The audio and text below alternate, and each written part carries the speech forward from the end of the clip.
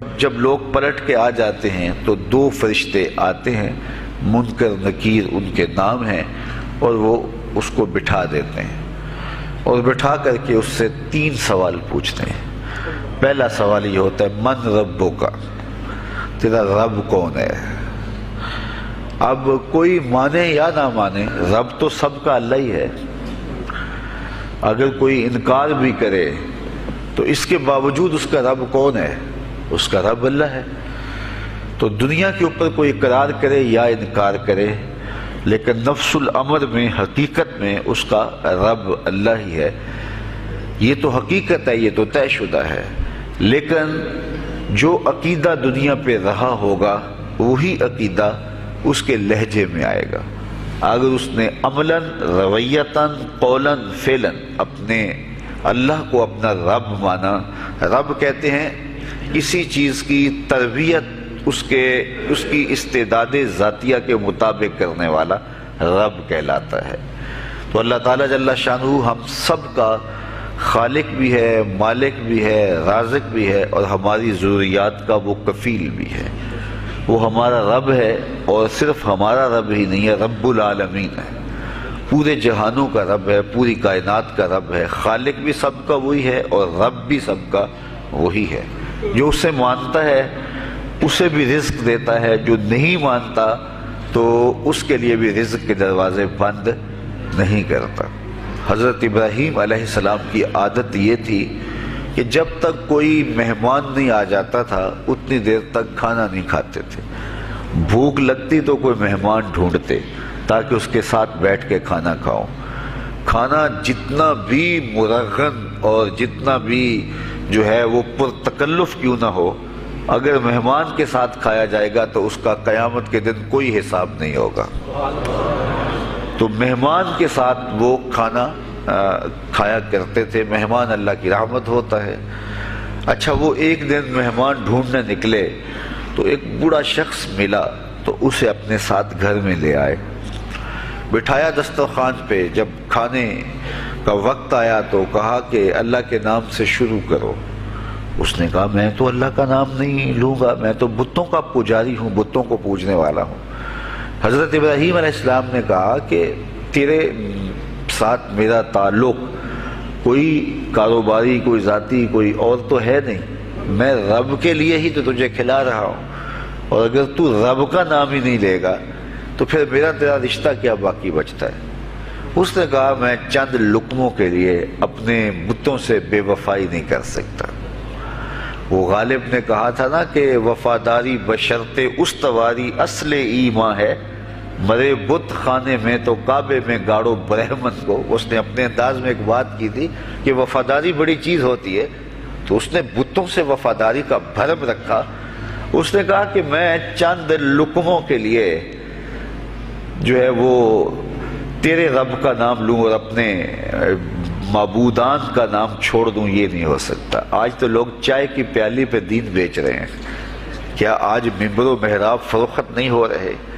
لیکن اس بوڑھے شخص نے کہا کہ میں چند لقموں کے لیے، چند ٹکڑوں کے لیے میں اپنے بتوں سے بے وفائی نہیں کر سکتا۔ حضرت ابراہیم نے کہا تو اگر بتوں کے ساتھ اتنی محبت رکھتا ہے تو پھر میں بھی رب کے نام کے علاوہ تجھے دینے پہ آمادہ نہیں ہوں۔ وہ دسترخوان سے اٹھ کے چلا گیا۔ وہ چلا گیا تو جبریل امین حاضر خدمت ہوئے، رب کا سلام دیا۔ اے ابراہیم، رب سلام دیتا ہے اور فرماتا ہے تو نے آج میرا ایک بندہ ناراض کر دیا۔ یا اللہ، وہ تیرا بندہ تھا، اس کو تو تیرا نام لینا بھی گوارا نہیں تھا۔ کہا ابراہیم اس کی عمر کتنی ہوگی؟ یا اللہ 80 سال کے قریب ہوگی۔ کہا اتنا عرصہ ہو گیا میں اس کو رزق دے رہا ہوں، تو ایک دن نہیں کھلا سکا۔ اب ابراہیم علیہ السلام اس کو ڈھونڈنے نکلے ہیں۔ وہ کسی پہاڑ پہ چڑھ رہا تھا، دور سے آواز دی، او میاں آ جاؤ، کھانا ٹھنڈا ہو رہا ہے۔ اس نے کہا تم تو بڑے سخت تھے، لہجے میں، رویے میں تبدیلی کیسے آ گئی؟ کہا کہ اسی رب کا پیغام آیا ہے کہ مجھے اتنا عرصہ ہوا اسے کھلاتے ہوئے، وہ مجھے نہیں بھی مانتا تھا، پھر بھی میں اس کی ضروریات کو پورا کرتا رہا ہوں، اور تم ایک دن نہیں دے سکے، تو آؤ کھانا ٹھنڈا ہو رہا ہے۔ کہا تیرے رب کا نام نہیں لوں گا۔ کہا نہ لینا، کہا اتنی تبدیلی، کہا اسی رب کا سندیس آیا ہے، اسی رب کا پیغام آیا ہے۔ کہا پھر کھانا بعد میں کھاؤں گا، پہلے اپنے رب کا مجھے غلام بنا لے۔ تو کوئی مانے اس کو بھی دیتا ہے، کوئی نہ مانے اس کو بھی دیتا ہے، بلکہ دنیا کے اوپر کافروں کو زیادہ دیتا ہے۔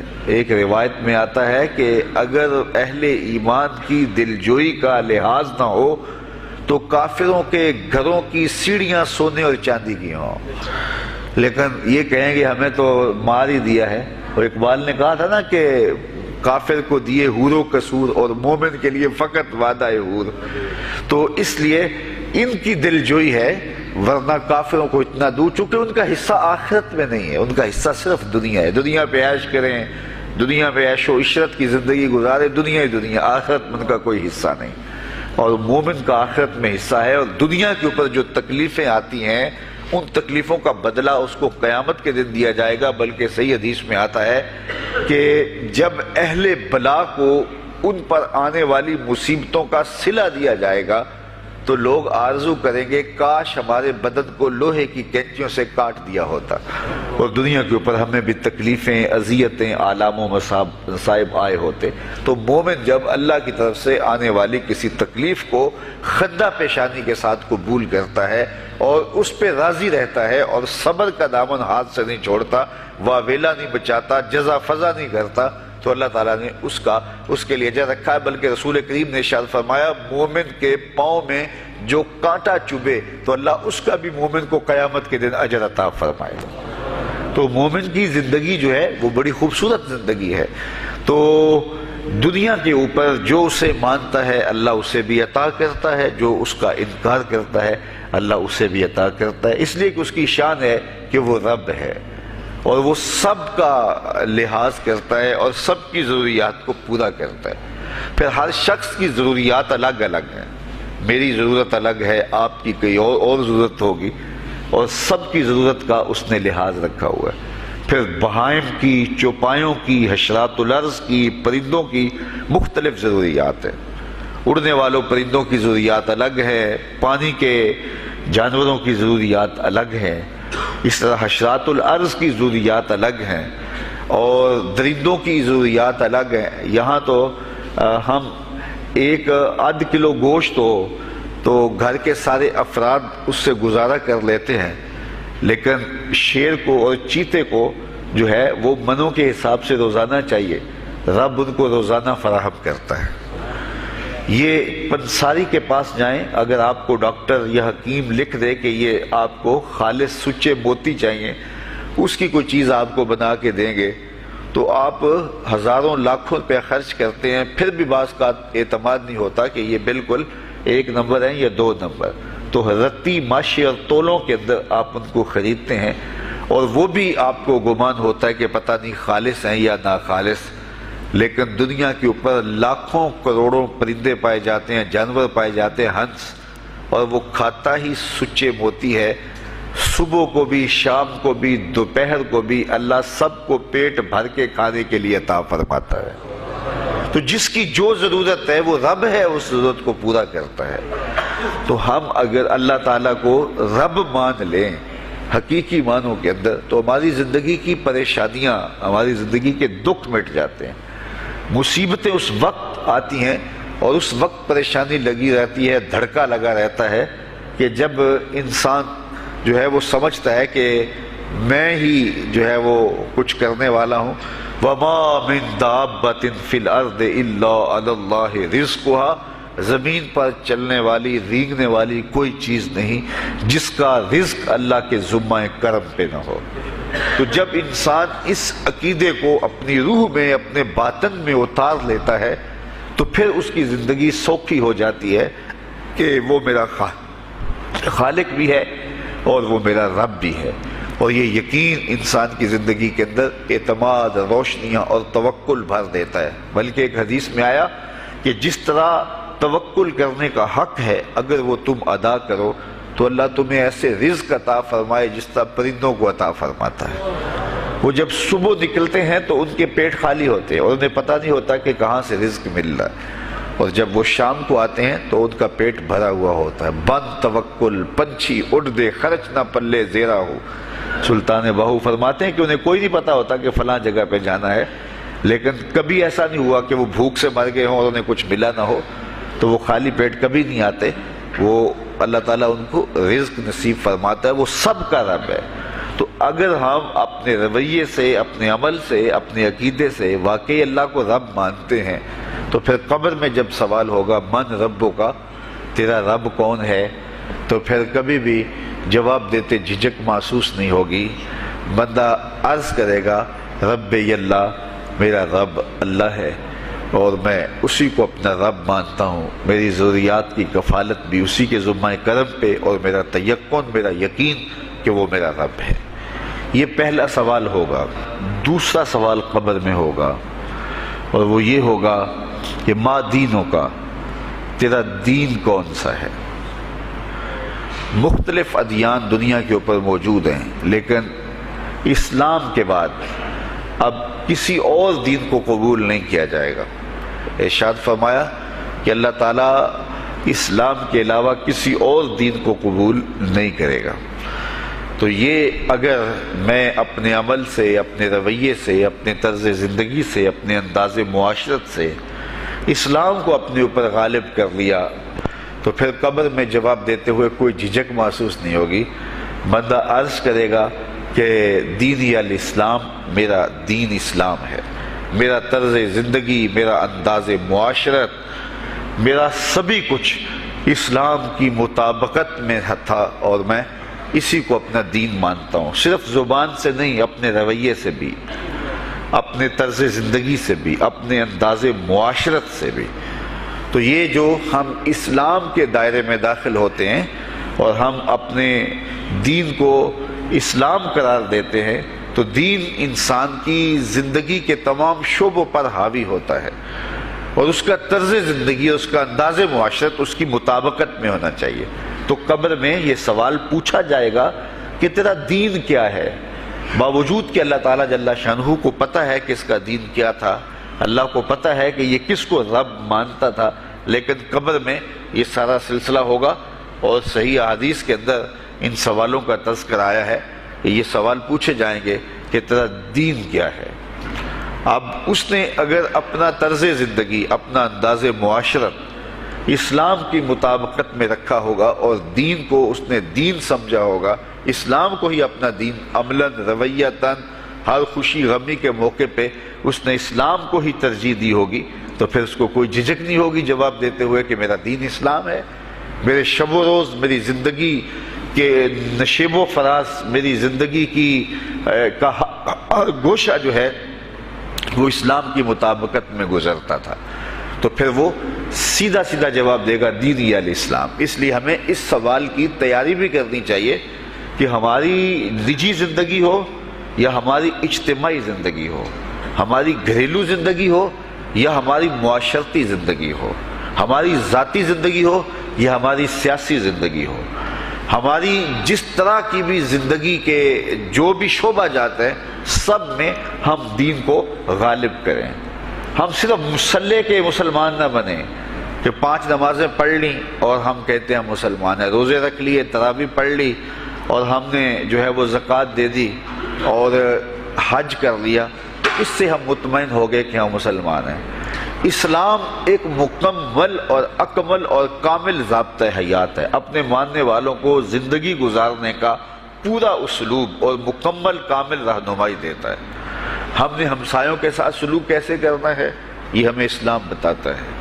ہم نے بیوی کے ساتھ سلوک کیا کرنا ہے، یہ ہمیں اسلام بتاتا ہے. اولاد کی تربیت کیسے کرنی ہے، اسلام کی واضح تعلیمات ہیں. ہم نے سفر کرنا ہے تو انداز سفر کیا ہونا چاہیے، اسلام نے ہمیں بتایا. کاروبار کرنا ہے تو ہم جو ہے وہ کیا کاروبار کو مارکیٹ سے سیکھیں گے یا اللہ اس کے رسول سے سیکھیں گے، تو ہمیں اللہ اس کے رسول نے واضح 2 ٹوک اور سیدھے سیدھے احکام دیے ہیں کہ تم جب کاروبار کرو تو تم جو ہے وہ اس انداز کے ساتھ کاروبار کرو، کم نہیں تولنا، کم نہیں ناپنا، جھوٹی قسم نہیں کھانی، سود نہیں لینا. تو یہ ساری چیزیں، ملاوٹ نہیں کرنا، ایک ایک چیز جو ہے وہ اسلام نے ہمیں فراہم کی ہوئی ہے. تو پورا دین جو ہے جب ہم اختیار کریں گے، ہمارے رویے، ہمارا طرز زندگی، ہمارا انداز معاشرت جب دین اسلام کے مطابق ہوگا تو قبر میں اس سوال کا جواب دینا ہمارے لیے کوئی مشکل نہیں ہوگا۔ اور اگر ہمارا طرز زندگی کچھ اور طرح کا ہوگا تو کیا صرف یہ کہہ دے کہ ہم مسلمان ہیں؟ یہ تو پھر ایک کافر بھی کہہ سکتا ہے کہ میرا دین اسلام ہے، ایک منافق بھی کہہ سکتا ہے کہ میرا دین اسلام ہے، لیکن ایسا نہیں ہوگا۔ جو ہماری کیفیت قلب ہوگی قبر میں اس کا جواب اس کی مطابقت میں آئے گا۔ وہاں یہ دنیا کے معاملے یا دنیا کی یادداشتیں نہیں ہوگی، وہاں کیفیت قلب کے مطابق جواب دیا جائے گا۔ یہ کافر جواب نہیں دے سکے گا کہ میرا رب اللہ ہے، کیونکہ وہ عمل سے، رویے سے اس کو اپنا رب نہیں مانتا ہے، تو حقیقتاً تو اس کا رب اللہ ہے، لیکن وہ یہ جواب نہیں دے پائے گا۔ اسی طرح جو شخص اپنے طرز زندگی کے اندر اسلام کو داخل نہیں کر چکا ہے اور اسلام کو اس نے اپنا ہادی رہنما نہیں بنایا ہے، تو وہ قبر میں اس سوال کا جواب کیسے دے سکے گا کہ میرا دین اسلام ہے، چونکہ اس کا رویہ، اس کا طرز زندگی اور اس کا انداز معاشرت ایسا نہیں رہا ہوگا۔ اس لیے ہمیں اپنی زندگی کے شب و روز کو اسلامی تعلیمات کے سانچے میں مکمل اور کامل طور پہ ڈھالنا ہوگا، تاکہ جب قبر میں سوال ہو تو ہم جواب دے سکیں کہ ہمارا دین اسلام ہے۔ تیسرا سوال جس پہ فیصلہ ہو جائے گا، اور اس کے بعد قبر میں یا جنت کا دروازہ کھول دیا جائے گا یا جہنم کی کھڑکی کھول دی جائے گی، وہ سوال تیسرا کیا ہوگا؟ اور وہ سوال بھی عقیدے کا ہے، بلکہ بخاری شریف کی ایک روایت کے مطابق 3 سوال نہیں ہوں گے، ایک ہی سوال ہوگا، اور وہ یہ تیسرا سوال ہوگا۔ فرشتے پھر پوچھیں گے حضور علیہ الصلوۃ والسلام کے روضہ دور سے اور قبر کے درمیان سے پردے ہٹا دیے جائیں گے، اور رسول کریم صلی اللہ علیہ وسلم سامنے ہوں گے، اور فرشتہ حضور کی طرف اشارہ کر کے کہے گا ما کنت تقول فی ھذا الرجل، ان کے بارے میں زندگی میں کیا کہا کرتا تھا۔ یہاں یہ نہیں ہے کہ تو نے کیا کہا تھا یا اب کیا کہتا ہے۔ جب مضارع کے اوپر کانا یا جو ہے وہ کانا کے مشتقات داخل ہوں تو پھر وہ ماضی استمراری کا جو ہے وہ معنی دیتا ہے۔ تو ما کنت تقول کا معنی یہ ہے کہ تو کیا کہا کرتا تھا، تیرا لہجہ کیا تھا، تیری زبان کیا تھی، ان کے بارے میں تیری رائے کیا تھی، تو کیا بولا کرتا تھا، کیا کہا کرتا تھا۔ تو یہ حضور علیہ الصلوۃ والسلام سامنے ہوں گے اور یہ سوال پوچھا جائے گا۔ اب ابو جہل سے پوچھا جائے گا ما کنت تقول فی ھذا الرجل، تو وہ کہے گا ہے ہاتھ لا ادری، ہائے افسوس میں نہیں جانتا یہ ہیں کون۔ ابو لہب سے پوچھا جائے گا، وہ کہے گا ہے ہاتھ لا ادری، ہائے افسوس میں نہیں جانتا یہ کون ہے۔ اچھا جانتا نہیں تو پتھر کس کو مارتا تھا، جانتا نہیں تو گڑے کس کی راہوں میں کھدواتا تھا، جانتا نہیں تو اوجریاں کس کے اوپر ڈلوایا کرتا تھا۔ آنکھیں پھاڑ پھاڑ کے تو ساری زندگی دیکھتا رہا، لیکن آج ابو جہل قبر میں اترا، حضور کی صورت نورانی سامنے ہے، اور پوچھا گیا کہ یہ کون ہے، یہ نورانی چہرے والے کون ہیں؟ تو ابو جہل کہتا ہے ہائے افسوس میں نہیں جانتا یہ کون ہے۔ اچھا جانتا نہیں تو پھر پتھر کس کو مارتا تھا؟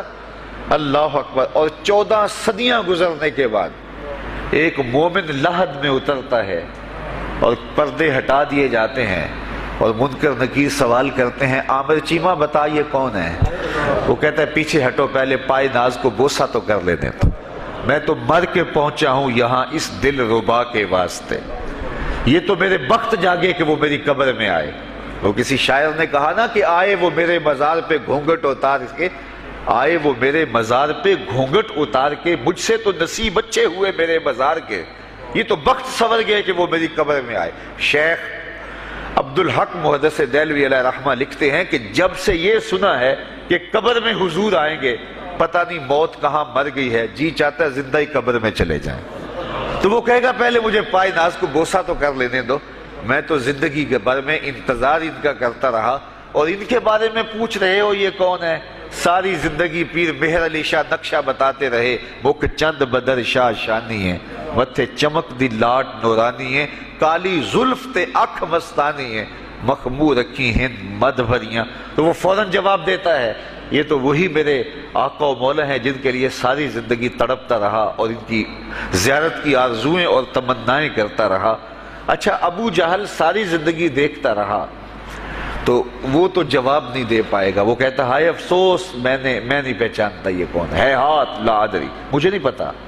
اور 14 صدیاں گزرنے کے بعد ایک مومن لحد میں اترتا ہے تو وہ فوراً کہتا ہے یہ تو وہی ہیں جن کے لیے زندگی گزار آیا ہوں۔ تو جس نے دیکھا تھا وہ پہچان نہیں سکتا، اور صدیوں بعد جو دنیا کے اوپر آیا وہ فوراً پہچان بھی رہا ہے اور پائے ناز کو بوسے بھی کر رہا ہے، تو پھر اس کا کیا جواب ہوگا؟ تو اس کا جواب علامہ اقبال علیہ رحمہ نے دیا۔ وہ کہتے ہیں قبر میں یہ جو آنکھیں ہیں ان میں تو مٹی پڑی ہوگی، یہ تو بند ہوگی، دل کی آنکھیں کھلی ہوں گی۔ ابو جہل نے ان آنکھوں سے دیکھا تھا، یہ آنکھیں تو اب کھلی نہیں ہیں، تو ان سے وہ کیسے پہچانے گا؟ اور دل کی آنکھوں نے حضور کو دیکھا ہی نہیں تھا۔ اور یہ صدیوں گزرنے کے بعد جو مومن لحد میں اترتا ہے اس کی گو ان آنکھوں نے نہیں دیکھا تھا، لیکن در دل مسلم مقام مصطفیٰ است، مومن کے دل کے ڈیرے کے اندر مومن کے دل میں حضور ہی بستے ہیں، اس لیے اس کی آنکھوں نے، دل کی آنکھوں نے حضور کو دیکھا اور پہچان لیا، اس لیے کہ دل کی آنکھوں نے حضور پہلے بھی دیکھے ہوئے تھے اور دل آرزو میں مچلتا رہا، اس لیے دل کو پہچاننے میں دیر نہیں لگی۔ تو وہاں یہ آنکھ نہیں پہچانے گی، یہ آنکھ پہچانے گی، اس لیے اقبال نے دوسرے مقام پہ کہا دل بینا بھی کر طلب خدا سے کہ آنکھ کا نور دل کا نور نہیں۔ آنکھ کا نور اور ہے، دل کا نور اور ہے۔ تو اگر کوئی شخص دنیا کے اوپر دل کے نور سے بے بہرا رہا، قیامت کے دن یہ آنکھیں اسے فائدہ نہیں دے گی، بلکہ اللہ تعالیٰ نے خود قرآن مجید میں ایک مقام پہ فرمایا من کان فی ہذہ اعمی فہو فی الآخرۃ اعمی واضل سبیلا، جو اس دنیا میں اندھا رہا کل قیامت کے دن بھی نابینا اٹھایا جائے گا۔ اس سے ان آنکھوں کی بے نوری قطعاً مراد نہیں، کسی مفسر نے نہیں لکھا، بلکہ وہ تو واضح حدیث میں آتا ہے جو دنیا میں ان دو محبوب چیزوں سے آزمایا گیا، اللہ تعالیٰ قیامت کے دن اسے صلہ عطا فرمائے گا۔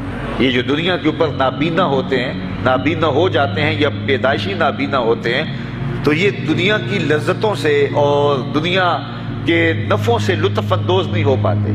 یہ بہت بڑی آزمائش ہے، جہان اندھیر ہوتا ہے ان کے لیے، لیکن قیامت کے دن اللہ تعالیٰ اس کا بہتر صلہ ان کو عطا فرمائے گا جو دو ان محبوب چیزوں سے آزمایا گیا۔ تو اگر وہ دنیا پہ اندھا تھا اور حقیقی طور پہ، اور قیامت کے دن بھی اندھا اٹھایا جائے گا، یہ تو پھر مناسب نہیں ہوگا۔ تو یہ جو قرآن نے کہا جو دنیا میں اندھا رہا وہ قیامت میں بھی اندھا اٹھایا جائے گا، تو اس سے ان آنکھوں کی بے نوری قطعاً مراد نہیں ہے، اس سے دل کی بے نوری مراد ہے۔ تو دل اگر بینا ہوا، دل اگر روشن ہوا، تو پھر قبر کے اندر بھی دل دے دیوے دی روشنائی جاوے وچ زمینہ، تو پھر وہ معرفت رسول کا سبب ہوگا دل کا اجالا، اور پھر حشر کے اندر بھی جو ہے وہ دل کی آنکھیں روشن ہوں گی۔ تو جس نے اپنے قلب کو نور معرفت سے، نور ایمان سے اور نور محبت سے منور نہیں کیا ہے، تو وہ قبر کے اندر، حشر کے اندر نابینا ہی اٹھایا جائے گا، اور یہ قرآن کی صریح نص ہے۔ تو اب ابو جہل نے ان آنکھوں سے دیکھا ہے، لیکن جب سوال ہوتا ہے بتاؤ یہ کون ہے، تو وہ کہتے ہیں ہے ہاتھ لا ادری، افسوس میں نہیں جانتا۔ اور صدیاں گزرنے کے بعد ایک مومن لحد میں اترتا ہے، ظاہری ملاقات بھی نہیں ہے، جب اسے پوچھا جاتا ہے یہ کون ہے، تو وہ کہتا ہوا محمد صلی اللہ علیہ وسلم، یہ تو وہی آقا ہیں جن کے لیے ساری زندگی، جن کے تذکروں کی خوشبو سونگھتا رہا ہوں، تو مجھے تو جو ہے وہ ان کے پائے ناز کو بوسہ کر لینے دو۔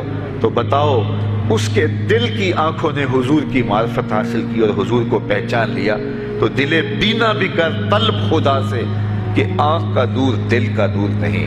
تو حضور علیہ السلام کے حوالے سے جب سوال ہوگا، اگر اس سوال کا جواب نہیں آیا تو پھر جہنم کی کھڑکی کھول دی جائے گی، اور اگر اس سوال کا جواب آیا تو پھر جنت کے دروازے کشادہ کر دیے جائیں گے، اور جنت کی ٹھنڈی ہوائیں اس کی قبر میں آ جائیں گی، بلکہ حدیث میں آتا ہے اسے کہا جائے گا کہ نم کنومت العروس، ایسے سو جا جس طرح دلہن سوتی ہے۔